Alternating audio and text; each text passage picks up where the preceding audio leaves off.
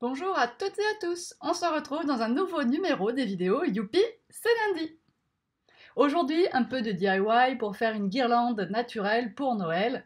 Je vous promets un après-midi vraiment créatif et amusant si vous souhaitez reproduire ce petit tuto. Il vous faut un petit peu de ficelle, quelques flocons en bois, bien sûr vous les trouvez dans la boutique si vous le souhaitez. J'ai utilisé des bouts de tourillon de 6 mm de diamètre parce que j'en vends dans le magasin, mais vous pouvez aussi prendre des petites branches de bois. J'ai utilisé des perles en bois de petites, enfin de différents diamètres, après tout, peu importe. Alors ici, j'avais fait le début sans vous, on prend un petit bout de ficelle et bon, mes flocons, j'ai des trous qui sont déjà faits dedans, donc ce sont les flocons si vous les cherchez de 10 cm.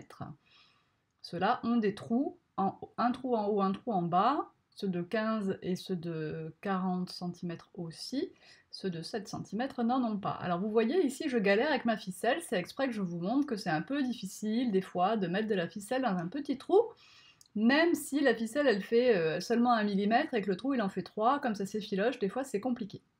Alors voilà la solution. Vous prenez un petit peu de colle, n'importe quelle colle, vous la mettez au bout, alors ça marche pour le fil, pour tout ce que vous voulez, et comme ça vous avez un bout qui ne va plus s'effilocher et qui va rentrer tout seul dans son petit trou. Alors l'encre distress que vous voyez là n'a rien à faire là, elle m'a juste aidé à maintenir un truc en place tout à l'heure, c'est tout. Alors on bloque le flocon avec un nœud, enfin avec deux nœuds même, et puis on va couper la ficelle, et pour être sûr que ça ne s'échappe pas, eh bien on coupe assez proche du nœud, et pour être sûr que ça ne s'échappe pas, on met de la colle sur le nœud pour que ça ne bouge plus. Vous savez que cette colle, qui nous sert énormément en scrapbooking, a l'énorme avantage d'être transparente en séchant. Donc je repars avec l'autre extrémité, donc j'ai remis de la colle, et je vais donc l'enfiler. Alors tant que la colle n'est pas bien sèche, comme j'en ai mis un peu trop, voilà, mais bon, ça va très bien se faire. Et voilà, on refait ici deux nœuds. On recoupe l'excédent de ficelle et on refixe avec de la colle. Voilà, chaque flocon est une fin et un départ en fait. Alors ici la partie intéressante, on va faire deux nœuds l'un sur l'autre pour pouvoir glisser une perle. Alors ne faites pas ce que je fais, ne mettez pas la perle, vous allez voir je vais l'enlever. Ben voilà, il faut faire le nœud d'abord, enfin deux nœuds. Parce qu'un seul nœud, ben, c'est trop petit, en tout cas pour ma perle, parce que ça passe quand même dans le trou. Donc si je fais deux nœuds, je suis sûre que ça ne traversera pas la perle. Hop, donc là je remets ma ficelle. Je fais en dessous de la perle pour bien la bloquer à sa place une deuxième série de deux nœuds l'un sur l'autre.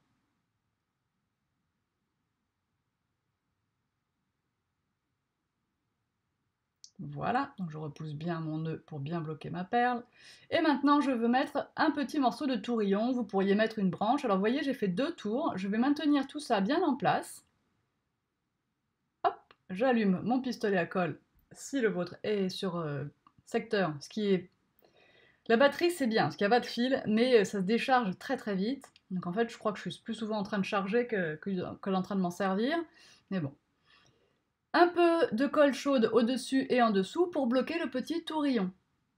Je laisse refroidir un petit peu la colle, et puis je vais refaire une série de deux nœuds, l'un sur l'autre, pour pouvoir mettre une autre petite perle.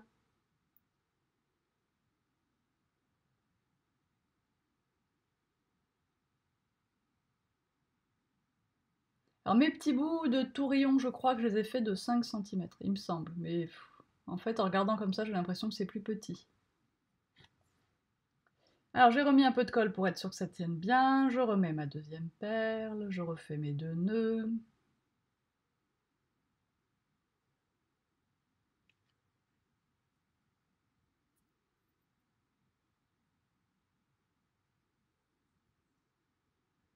Pour couper les petits tourillons, si vous achetez des tourillons comme ça, moi j'ai pris mon cutter, j'ai essayé de marquer le plus possible avec le cutter dans le tourillon, et bien sûr je vais pas tout couper au cutter, c'est trop épais, mais ça a suffisamment marqué pour que quand je tords le tourillon, ça se casse bien net à l'endroit où j'étais passé avec le cutter.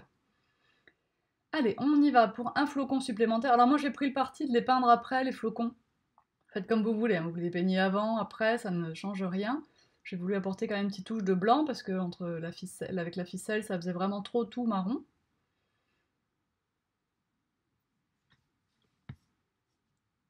J'ai préparé des petites pommes de pin, enfin ça c'est des grosses, mais je vais prendre les plus petites du gros paquet en fait, et des petites. Vous savez que dans la boutique, hein, je vous ai mis tout ça en ligne récemment. Là je regarde un peu de quoi ça a l'air. Je vais mettre sur chacun des petits morceaux de bois une petite et une petite parmi les grosses pommes de pin. Comme je vais coller bien tout ça avec la colle à chaud et que du coup, comme une guirlande, ça peut tourner. C'est pas très joli de l'autre côté. Je vais ensuite utiliser des tranches d'orange séchées pour terminer ma déco. Donc là, il faut mettre un beau plot de colle parce que c'est très irrégulier. Alors, je préfère mettre la colle sur l'arrière de la pomme de pin, je trouve ça plus pratique. Hop, et puis là, vous allez voir, elle va partir avec mes doigts, elle va se retrouver sur mon pantalon, enfin bon, bref, peu importe. Je vais la recoller. Alors, mes petites tranches d'orange. Hop, je choisis le plus joli côté, enfin celui que je préfère en tout cas, de ma tranche. Je mets la colle de l'autre côté, un petit plot de colle au milieu de la tranche, ça suffit. Hop, on maintient en place le temps que la colle refroidisse, ça va vraiment très vite.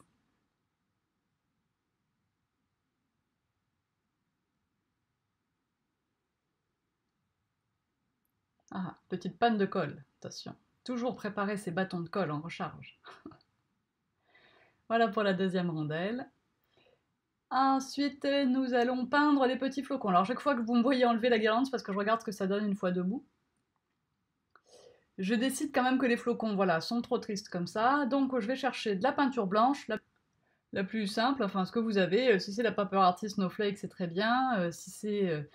Enfin, peu importe. De la peinture blanche, peut-être il vous faudra 2 couches si elle couvre pas assez, mais de toute façon, j'ai pas décidé, moi, de faire une couvrance vraiment parfaite. J'ai tapoté de la peinture partout. À des endroits, on voit encore le bois. J'en ai mis aussi un petit peu comme ça autour des pommes de pin.